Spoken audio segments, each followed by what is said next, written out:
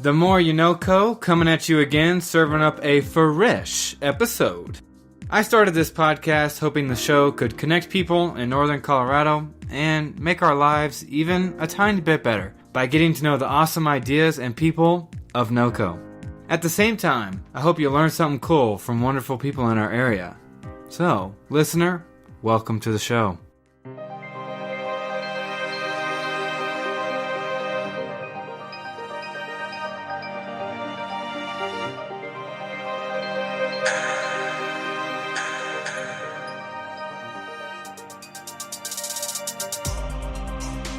Make sure your helmet is on for today. No, it's not dangerous, but we do talk about needing a helmet. Today's guest is a 3-time Skate League champion of Greeley and officially now the youngest guest to appear on the show. He has backup from Mom, Jeff Lundstrom, a guest previously on The More You Know Co. This guy started skating at the age of 6 years old and has awesome passion and dedication for the sport. Give it up for the star of #WatchTyGuy, Tyler Lundstrom. I sit here with Tyler Lundstrom, joining me today on campus at UNC. Welcome everybody out there tuning in to The More You Know Co. Let's start with our guest. Might have some interesting insights for us. He is a 3-time Skate League champion here in Greeley, Colorado. So first of all, hello Tyler and welcome. Hello. So how did you get into skateboarding to begin? When I was 6, I saw a bunch of videos, and I had, like, little fingerboards. They're like tech decks, right? Yeah. Yeah. And then my mom finally let me get a skateboard, and yeah. She let you get a skateboard? Well, I think I got it for my birthday.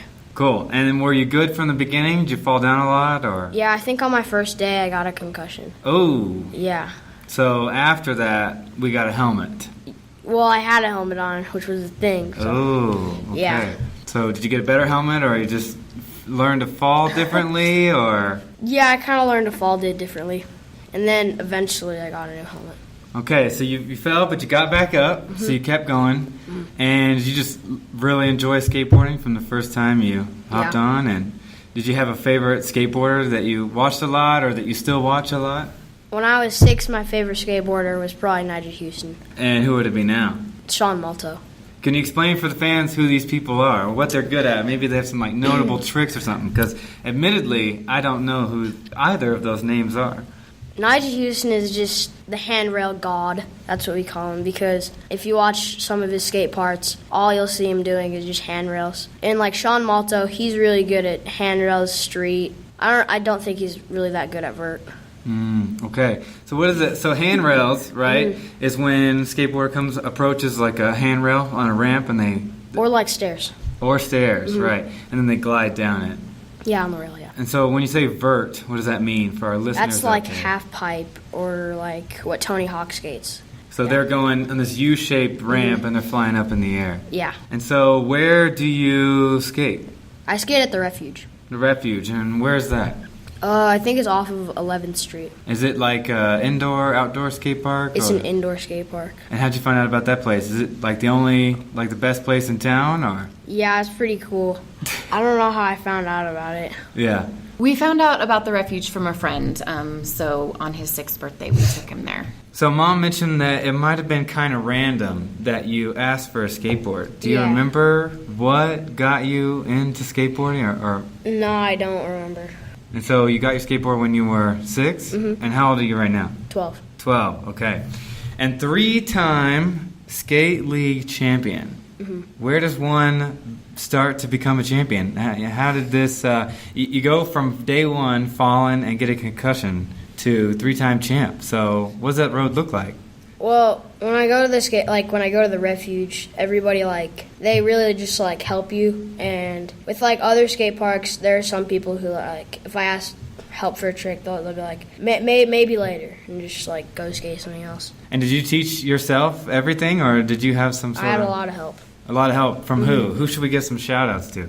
Nat Morris, Noah Kale, Jeff Neal. Yeah, Jeff Neal, Alex Street, and Ryan Beal. Yeah. Okay. So are all these people your age? Are they older, or...? Most of them are older. like other kids in the community, or some of them work at the refuge, or? Actually, the Ryan Beal, Alex Street, and Jeff Neal, they all work at the refuge. Yeah. And they run it. Mm-hmm. And so they saw you come in, and they were like, man, we really want to help Tyler out.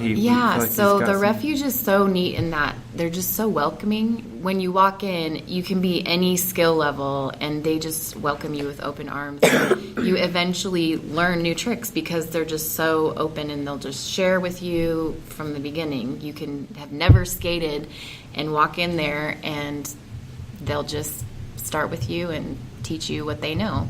So it was just really encouraging for him as a 6-year-old to just step on a skateboard and not really know anything, and dropping in on the ramps and stuff is a hard thing to learn. You fall a lot. Scary. It's scary. And they were just very encouraging and accepting, and that's where he just kind of kept coming back. So you were telling me before we started recording the podcast that there are some skateboard parks being developed right now in Greeley? Yeah, so there's going to be, they're actually going to redo Centennial Skate Park and Peakview Skate Park, and then they're going to add a street plaza right next to the refuge, and that's going to be pretty cool. So revamping 2 and then adding a third, like brand new space. Yeah. And you were telling me that you had something to do with the design of this. I was a part of the design committee. I think they wanted a bunch of local skateboarders to come in and give intel about it. So they asked for your ideas, and then you said, hey, we thought this would be cool. Mm-hmm. Have you seen any of their designs, what they're going to make? Yeah. Did you see any of your ideas there? Mm-hmm. Saw a few. I think I saw 4. Dang. Ideas. That's super cool. Yeah. Because now not only are you a part of the community, but you're also actively shaping the future of what skateboarding looks like in Greeley. Yeah.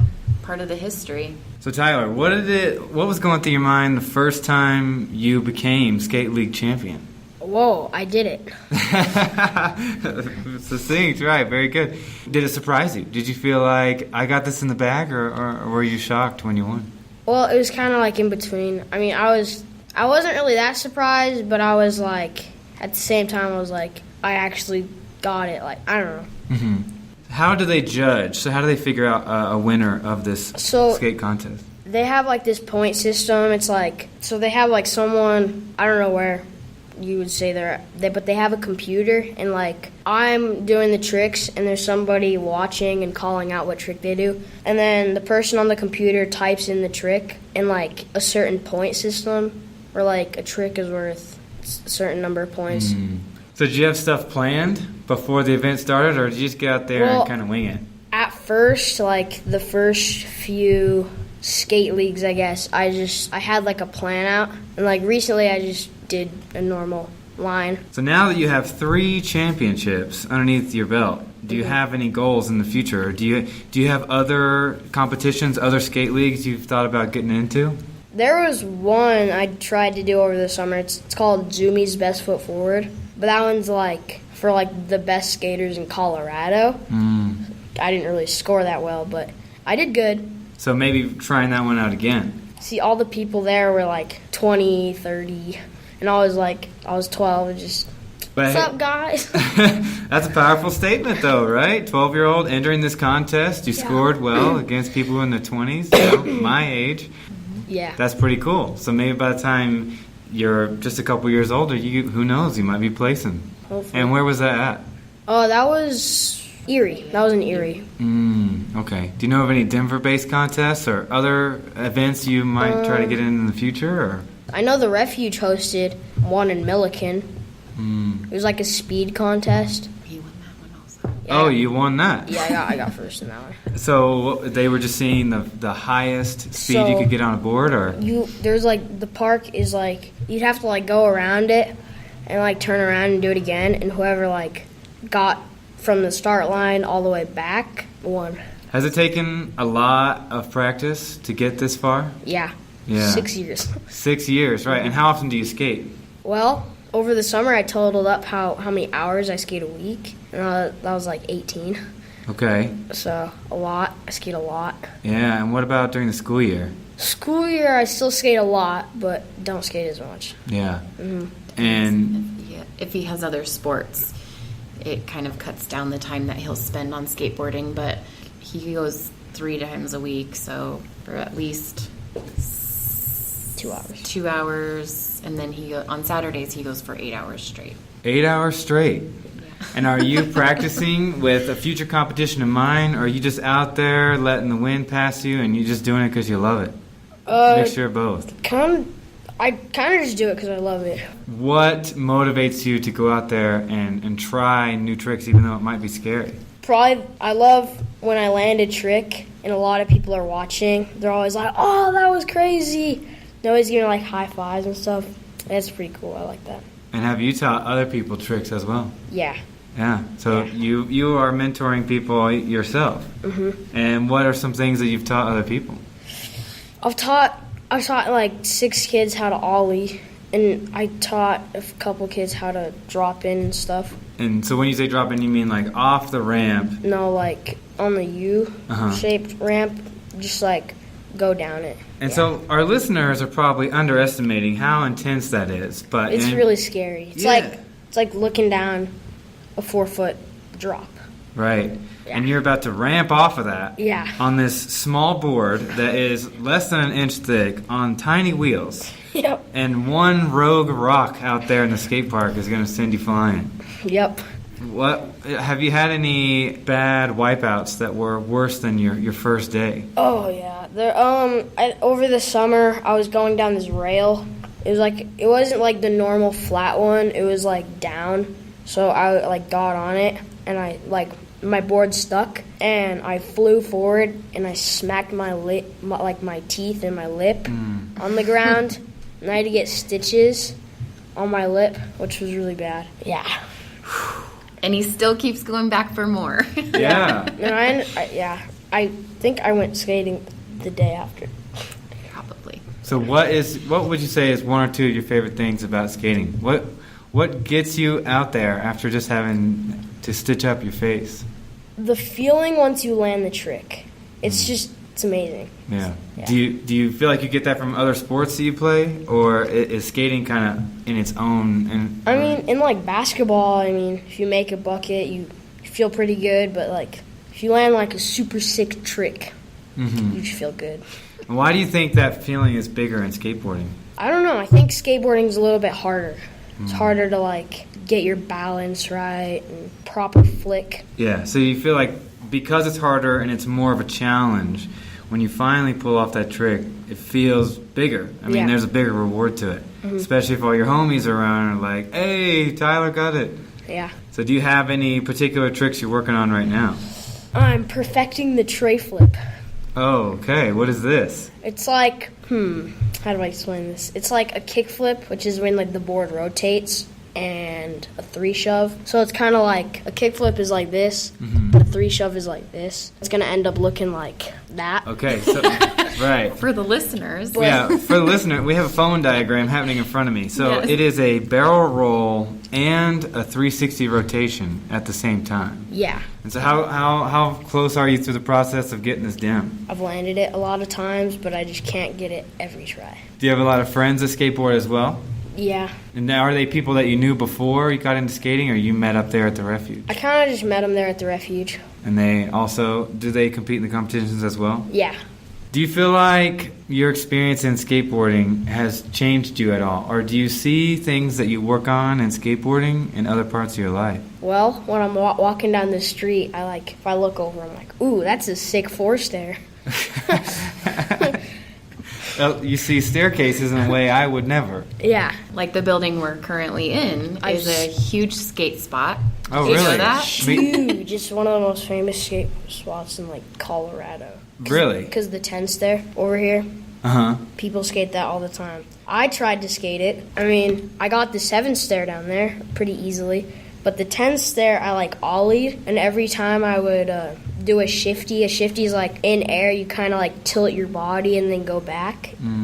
So I kept doing those, and I kept just like getting wheel bite. That wheel bite is when the wheel like touches the top of the board, and then you just stick and then you fly forward. Right. When you're coming off such a vertical height, how do you prevent that? How do you keep the board from coming down on the wheel? You kind of have to have, like, it doesn't have to be perfect, just a pretty good center balance. So that you land on the middle of the axle instead of folding to one side on the wheel. Yeah. And do you feel like trying and practicing your tricks over and over and over has made you, I don't know if I want to say harder worker, but you think, has it given you kind of the spirit that you don't give up? Yeah. You feel like, now that I am a skateboarder who has the ability to work on a trick for so long, I can also stick with other things. I don't know. I play the trumpet, so I mean, if like there's a super high note or a hard song, I guess I'll just try again until I get it. Do you feel like this is something you've always had, that you never gave up, and you were willing to put in the hard work to get the result? Or do you think skateboarding has kind of helped you become that kind of person? I think skateboarding kind of helped me. It's like inspired you. It was like your first love, and it was hard. And so you knew you had to work on it to get better, and then that's like translated into other parts of your life. With Mom and Tess, do you think you've seen some of this come There's across? been several times where he has said, like, I can't land this trick that I've been trying for months, right? And I can't tell you how many times he said he could never do a kickflip, and he can do way more than a kickflip now. So just the sticking with it is huge. He loves it so much that he just comes back for more, you know, even if he kind of feels defeated sometimes, he's always coming back. So I think that's just the main thing. I think is the motivation is he loves it so much that it doesn't matter. He just keeps going back. He's willing to come back and keep trying. Yeah. And were you at this event where there were other older people competing? And yes, yeah. He's done several competitions. He won his first competition when he was about 7. I was 7. 7. He won his first competition, and it's just so fun. It's just so fun to watch his progression from when he first won to now, and just the amazing changes that he's made, and just fine-tuning his tricks a lot. It's just amazing. And I think skateboarding, I think the reason why he has such a strong, like, he just likes landing a trick is because not everyone can do it. You know, like basketball, tons of people can do that. Skateboarding is hard. Like, have you ever stepped on a skateboard? It's like just it lasted even like just 30 seconds. Balancing is really hard. And so to be able to, like, almost defy gravity to do these amazing tricks, it has to feel good. Yeah, it takes such grace to be on this board that is somewhat unstable with tiny wheels, launch yourself vertically off the ground, do something midair, jump off something, slide on it, grind it, and you come down and you have enough balance to land on the ground and not fall. And you keep going. It's not like the board stops. You have to keep going in motion, and you got to set up the next thing. Yeah. Yeah, it's crazy. It's intense. It's intense. Especially for a mom. It's intense. Yeah, what were your thoughts when Tyler started getting into skateboarding? You're like, could you just like pick Honestly, something safer? He wanted to skate earlier than 6, but I was like, no, you're too young. I don't trust you on, like, he was as big as the skateboard, you know, when he wanted to start skateboarding. And so I said, maybe when you're 6. And so that's when he started. I've always been like, he loves it, and he's really good at it. And there have been the concussion and the stitches and things, but there's going to be that with any sport that you do. So people do what they love. Yeah, and it's worth the risk, and it's worth the and the heartache, and the stitches, and the concussions. And just gotta learn how to fall and roll, I guess, right? Do you longboard too, or is it just skating? I mean, I have, like, it's not really like a longboard. Person who I shout out, NoCo, I let him borrow one of my skateboards, and he cut it to make it, like, look like a longboard, just a lot smaller. And I use that sometimes. And longboards are more stable, right? They have bigger wheels, and you can typically go faster on them. Yeah. Learning so much about you here. We got basketball, trumpet, skating. Anything else on your rap sheet here? A man of many talents. I play baseball. You also play baseball. And where do you go to school?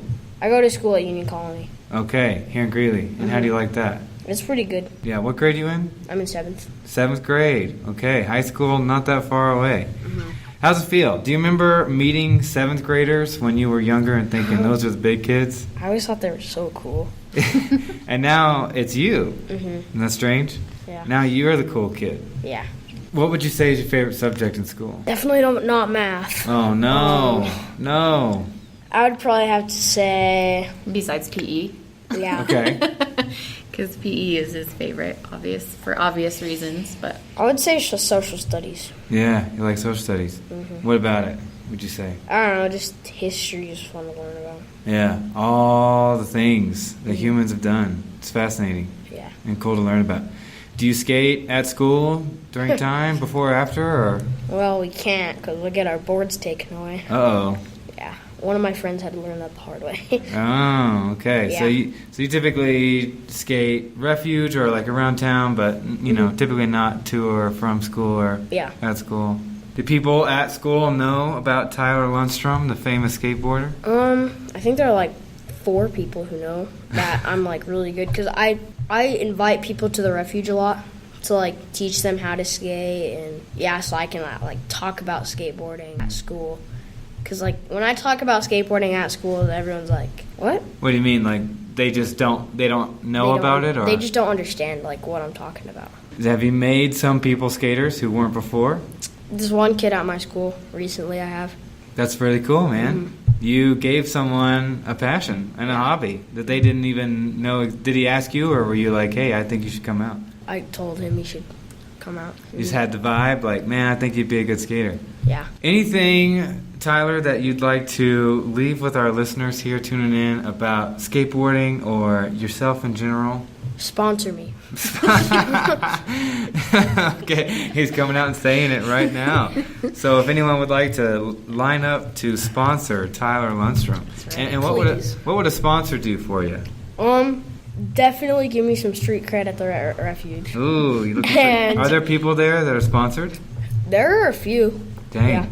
And so a sponsor would what? Get you some better gear, a different board? Yeah, they would hook you up with like a new board and like get your name further in the skate like community. Just give you I think they like pay for you to compete. Oh yeah. like and, they like- pay the entry fees. Right. Pay for you to compete or like get you to go places to compete, and it helps them get their name out there, you know, and then it obviously helps him compete and get his name out there too. Yeah, but in order for me to like compete like with them being my sponsors and the paying, I have to wear like some of their. That's why they give him gear, because they're repping their brand. Anyone listening out there to the More You NoCo, if you'd like to sponsor Tyler Lundstrom, I'm sure we could make a connection. If you're interested in sponsoring this 3-time Skate League champion. Anything else to say besides hashtag sponsor me? Nah. But you have your own hashtag, actually. Oh yeah. If anyone's interested in watching you skate, where can they find that?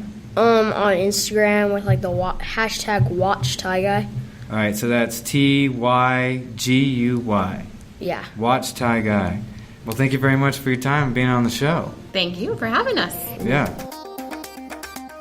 Do you also enjoy the music used here at the More You NoCo? I want to shout out my good friend Russell Isaac Long for always giving us those hot fire tracks. Are you looking for a little bit of bonus content in addition to the episodes of the More You NoCo? Check us out on Facebook or Instagram at the More You NoCo. Original, right? Don't worry, we'll be back soon. Until next time, peace!